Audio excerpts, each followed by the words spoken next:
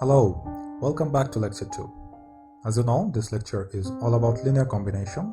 In this first part, we are just going to introduce the concept of linear combination and a few other things. So let's start, I guess. Alright, so what is a linear combination? Well, forget about the linear part for now. What exactly is a combination? When you think of the word combination, what does pop into your mind? A combination is a mixture of things, right? And that's correct. That's exactly what a linear combination is, nothing more. So we have a few things, right? You know what? For simplicity, let's just skip 2 and get rid of all of this. And to make things simpler, let's just call the first one apple and the second one orange. So we have two things. We are going to take mixtures of these two things, and that's going to be our linear combination. It's as easy as that, literally. Okay. So let's take a basket. In this basket, we are going to do all our combinations. So let's take 2 apple and 1 orange. That's a linear combination. We are taking 2 of the first thing and 1 of the second thing. Let's take another linear combination. Well, this time I'm taking 1 apple and 3 orange. So yeah, that's it. Video over, linear combination is done. But I guess we should make the definitions a little formal, right? So a linear combination basically has 2 parts. The first part, you're going to scale every single thing. In here we have 2 things. The first one is apple and the second one is orange. In the first example, we took 2 apples, right? So we scaled the first thing by a factor of 2. We scaled the second thing by a factor of 1. So we got 2 apple and 1 orange. And there comes the second part, where we add the scaled things. So we have 2 into 1 apple, 1 into 1 orange, add them together, we have got a linear combination. In this example, we scaled the first element by a factor of 1, scaled the second element by a factor of 3, added them together, we have got a linear combination. Now please remember that scalars are basically a fancy word for real numbers. So the scalar can be anything. We can have minus 2 apples, which I know doesn't really make much sense, but mathematically, a linear combination can have minus 2 apples and can also have fractions. So we can have 0.5 oranges or like 0.346 oranges. So you have to keep in mind, a scalar can be anything. Now, we have 2 baskets. The first one contains 2 apples, 1 orange. The second one contains 1 apple, 3 oranges. So let me ask you a question. Can you make any combination of all the possible combinations of oranges and apples? Can you make each and every one of those combinations using these 2 baskets? And obviously you can take each basket as many times as you want, including negative times. So for example, if we take the first basket 1 times and the second basket negative 1 times, you get 1 apple and minus 2 oranges, because you're taking 2 from here, giving 1 away because we are taking negative 1. So end up with 1 apple, you are taking 1 orange, giving away 3 of them, so you are ending up with minus 2 oranges. So this is an example. Question is, can you make all possible combinations?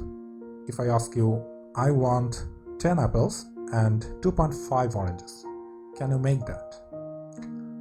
Well, before answering that, let's look at an interesting factor. Well, what is this combination, this one? This is just a couple of numbers, 2 and 1. This is another couple of numbers, 1 and 3. This is another couple of numbers, 10 and 2.5. This is 1 and minus 2. So all of these combinations are basically a list of 2 numbers, right? And what do we call a list of numbers? Vectors. So we can very easily express these as vectors. And the first number of that vector will express how many apples we have. Second number of those vectors will express how many oranges we have. So the first one will be the vector 2, 1. The second one will be the vector 1 and 3. Let's look at this a little more deeply. So let's assume the x-axis here, this corresponds to the number of apples. The y-axis here corresponds to the number of oranges. So we have got apples and oranges. What vector does 1 apple correspond to? This one, right? We have 1 apple, no oranges. And this is the vector that is known as I hat. I'm pretty sure you are familiar with I hat already. And similarly, only one orange will be the vector 0, 1. And we call this vector what? J hat. Now when we made the baskets, when we took 2 apples and 1 oranges, we were basically taking the first vector 2 times and taking the second vector 1 time. So that's basically this. So that vector was a linear combination of these 2 vectors. As we can see, this vector here is a linear combination of these 2 vectors. Similarly, the second vector 1, 3, we are taking the first vector 1 time and taking the second vector 3 times, and we are ending up with the vector 1, 3. Alright, I hope that gives you some idea about how the system of vectors and linear combinations work. So let's move on to our original problem. We have a 2-dimensional space, which means in this 2-dimension we have vectors that can be expressed by 2 numbers, the x-coordinate and the y-coordinate. We have our 2 vectors that corresponds to the 2 baskets. The first one has 2 apple, 1 orange. The second one has 1 apple, 3 oranges. Now we have to reach in that point because that point corresponds to 10 apple and 2.5 oranges, and we have to use these 2 vectors to reach there. Can I do it? Well, of course we can, but how? Let's extend the first vector. So anything on this line, any vector on this line is going to be some multiple of the brown vector, right? The vector A. Now let's draw a line parallel to the blue vector through the point. Any vector of this line is going to be just a scaled version of the vector B. So now can you tell me how we can reach here using these 2 vectors? Well, it's pretty straightforward, and I think many of you have figured it out already. We scale the first vector as many times as we need to reach the intersection point, and from there we scale the second vector as many times as we need to reach our desired point. In this case, we have to scale the first vector by a factor of 5.5 and the second vector by a factor of -1. You can do the calculation yourself and see all the math checks out. Alright, now on to the bigger question. Can you reach any single point given on the 2-dimensional space? Not just this one, any single point on this space. Can you reach there using these 2 vectors? The answer is yes. You can always scale and extend one of the 2 vectors, and you can always draw a line through the point which is parallel to the other vector. And when you do that, you have an intersection point and you have a path to reach from the origin to that point. So what we can see here is that if we have 2 vectors, we can basically reach any point of the 2-dimensional universe. But is that true for any set of 2 vectors? The answer is no. Well, consider this case. We have a vector, right? Let's call it A. Well, we have a second vector, and this one very brilliantly sits on top of A. Let's call it B. Now, we can say that A is some scalar of B, or we can say that B is some scalar of A. The point is, these 2 vectors doesn't give us anything new. I can just get rid of one of them and still cover the entire line that goes through them. So these vectors are not giving me the entire plane, they're only giving me a straight line. Because although it looks like we have 2 vectors, these 2 vectors are basically a scaled version of each other. So in essence, we actually have only one vector here. Alright, so now that we have a decent understanding of the basics of linear combination, let's define it formally. The formal definition of linear combination of vectors is, if we have 2 vectors named x and y, their linear combination will be given by this expression, ax plus by, where a and b are scalars, which means they can be any real numbers, they can be positive, negative, or fractions. Now let's take it one step further and give a generic definition. So a linear combination of the vectors x1 through xn is defined by the expression the summation of ai xi, where I goes from 1 to n. So this is basically the same thing as this one.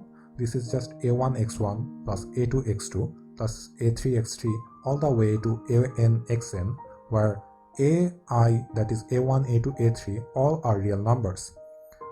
That's basically your concept of linear combination. But you have to remember that linear combination obviously is not limited to only two dimensions.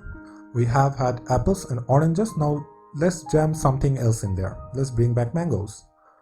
Now so far we have been dealing with vectors of two dimensions because we have had only two elements.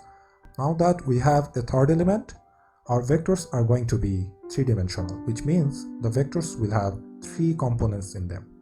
Now like before, if we want only one apple, we'll get this vector because this has a 1 on the first component and zeros on the others.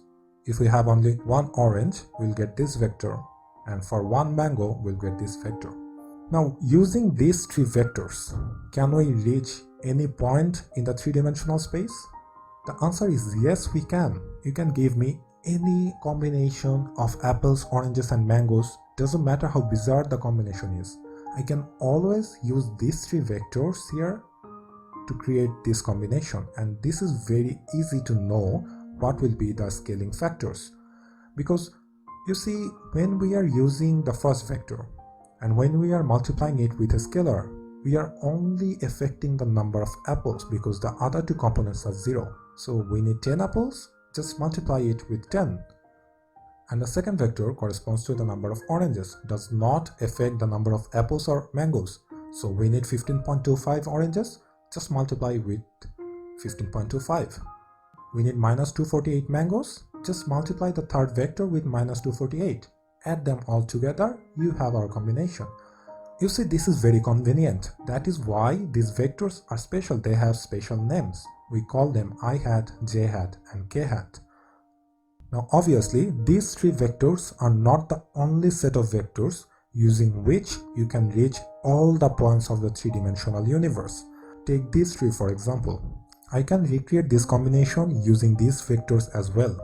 But the problem is the scaling factors will be very messy and ugly. That is why we generally resort to our standard vectors. Now if you ever have a set of three vectors with which you can reach the entire three-dimensional universe by taking the linear combinations, this set of vectors are called the basis of a space. For example, in this case, these three vectors create a basis of the 3D universe. Similarly, these three vectors also create another basis of the three-dimensional universe. The concept of basis is a huge part of what we study in linear algebra, and that is why we are going to cover this concept very extensively in the future.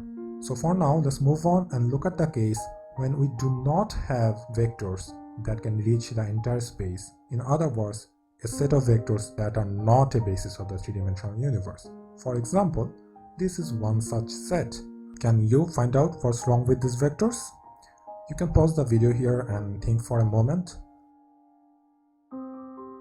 Alright, I hope some of you have figured it out, but let's move on anyway. You see, when we multiply the first vector with 2 and add it with the second vector, we get the third vector. So it's basically the case what we saw earlier. The third vector is not giving us anything new.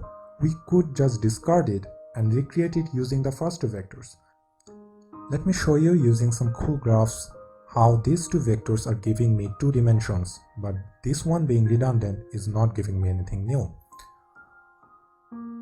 Alright, so this is our 3D space and this is our first vector, the vector 1, 2, 1.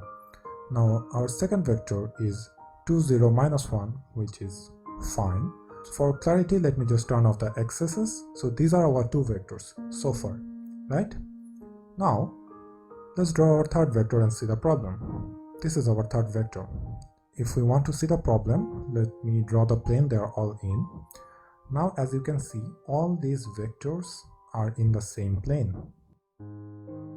So the first two vector gives me two dimensions for which I get the plane.